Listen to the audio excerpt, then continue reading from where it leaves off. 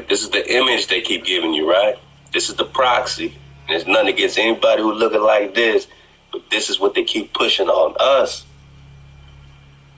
The indigenous, the Negro, the Hebrew, the Israelite. They keep putting these images on us. When you're going to hear from this next clip, they ain't got no images, man. Let's keep it moving, man. Love to winning vid. Let's go. This is about a couple minutes. Let's get this one, man.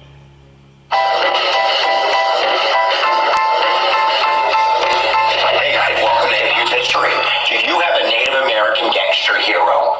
Of course you do. Who doesn't have a Native American gangster hero? I have one, and I'd like to tell you about him in the next few minutes and encourage you to get your own. My guy's name is Tecumseh. I'd like to tell you about Tecumseh and about Tecumseh's curse, which some people believe is responsible for the death of, let's see, 1, 2, 3, 4, 5, 6 American presidents. Hey. Here's these images again. We're going to hear in this next clip that there's no images of him. So why do they keep... Who's this guy? Who's this turkey? Who's this turkey? If there's no images of this Mashiach. All right, short story here, guys. There's a great Native American future leader born in the northwest of the American colonies, and his name, they're not colonies, they were back then, and his name was Tecumseh. Tecumseh was a member of the Shawnee tribe, and the Shawnee tribe early on aligned themselves with the British. This is right before the Revolutionary War, and because of that, and the Revolutionary War, they're going to be on the losing stick of this equation, because Manifest Destiny is coming, and their ancestral lands of Indiana and Ohio by... Out of my way, red man. Here comes their God. 1780s, 1790s is quickly being gobbled up by Manifest Destiny. So Tecumseh and his brother Tenswatawa, I'm going to mispronounce that, but that's a great name, Tenswatawa, oh, that's awesome, are really kind of seen as the opposition to the white settlers, to the American government. There were another, So they were the ultimate opposition to the whites. W-I-G-H-T, which means demon. Native American tribes that are more compromising, that are accommodating, that are giving up some of their culture for self-survival, becoming farmers and moving on reservations. But Tecumseh is going to have none of this. So right around, let's see... hijack free. 1806, 1807, there starts to be some major shifting with treaties going on in that area. And Tecumseh, he is not down with this. So as William Henry Harrison gets ready to sign what's the Fort Wayne Treaty with the Shawnee and really begin to gobble up all of that land for the white settlers. And the Treaty of Fort Wayne is really kind of a robbing deal.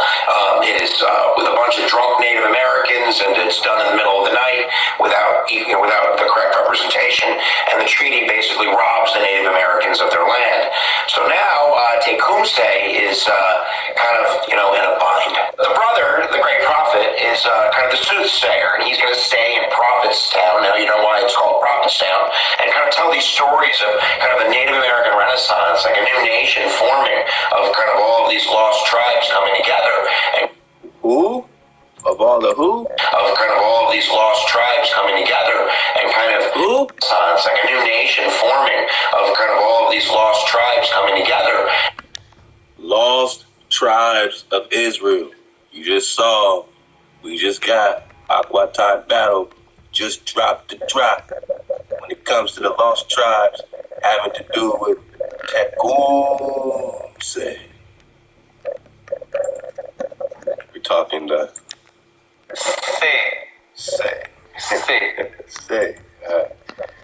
Chief of the forest of the ancient Hebrews. Remember, people, we have a firm belief here that the Aborigines of North America and the ancient Israelites are identical. So don't get it twisted when this man is telling you about the lost tribes coming together and the Mashiach bringing them together.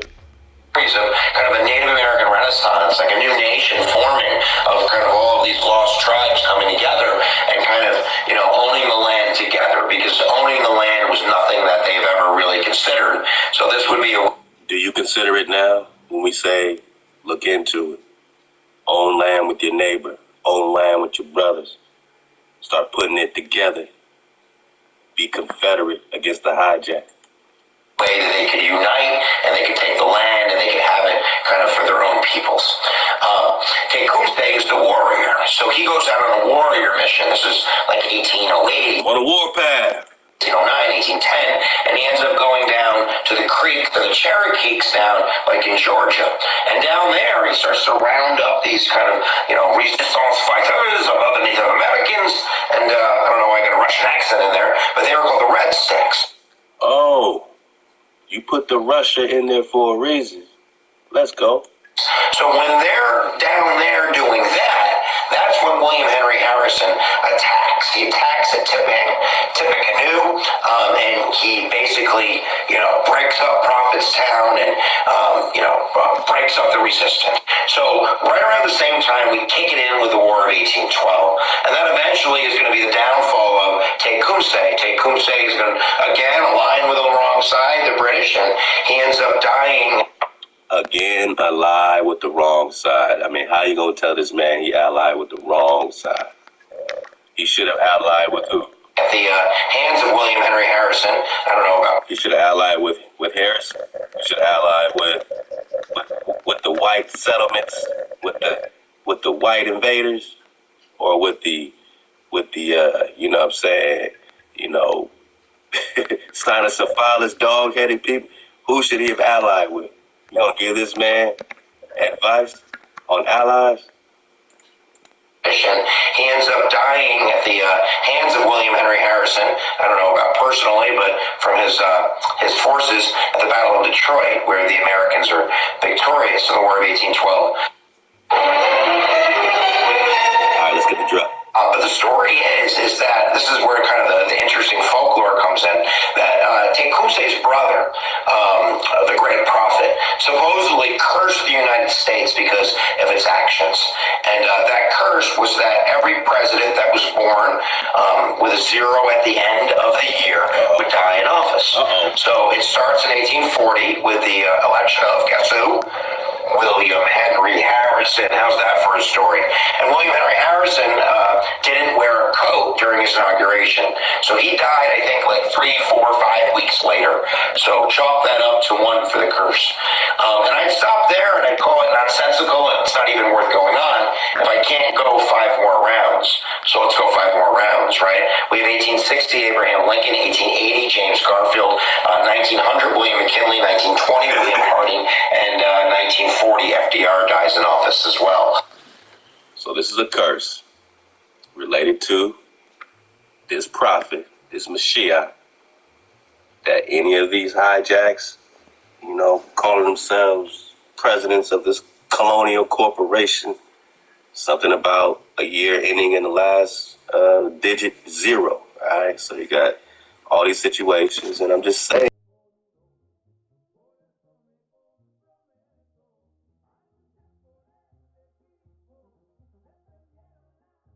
It's a curse. I didn't make it up. It's what they're calling it. And what about this image thing? Could we keep seeing these images? No pictures were ever made of him during his lifetime. Wow, that was in the first 4 seconds. No pictures were ever made of him during his lifetime. One more time. No pictures were ever made of him during his lifetime. No pictures were ever made of him during his lifetime. No pictures were ever made of him during his lifetime. That's funny because they keep giving me all these images, man. Images. What is this? I'll pull up some.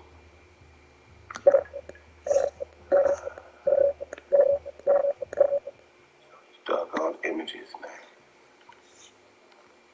Check this one. Let me do it like this, man.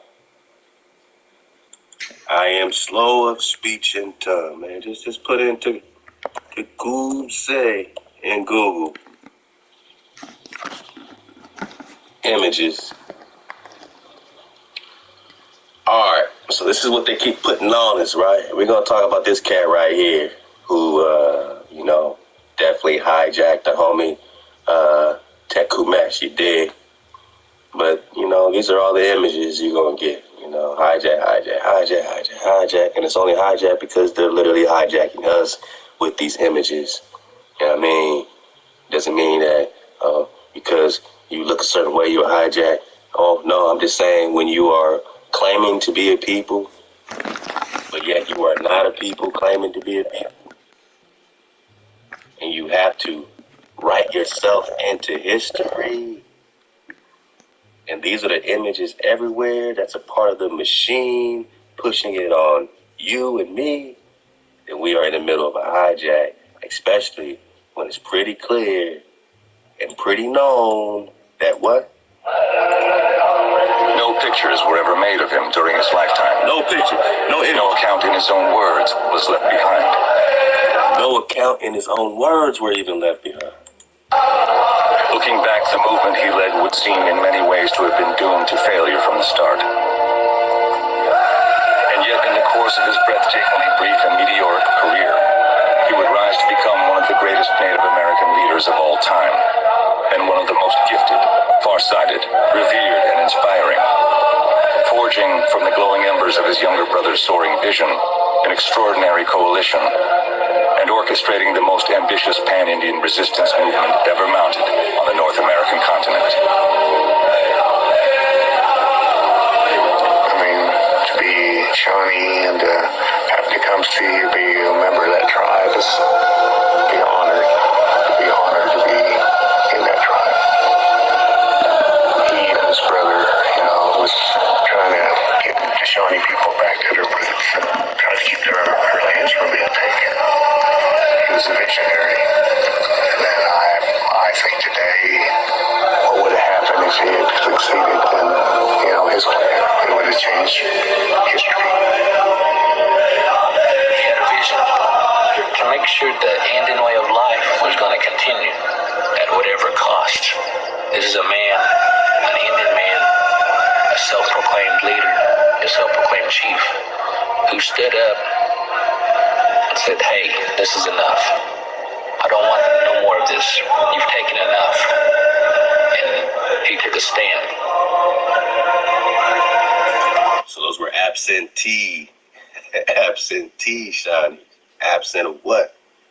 Absent of actual being the Shawnee, the copper color Shawnee that we're talking about. Absent of being, the actual foundation of what we're talking about here on this particular continent.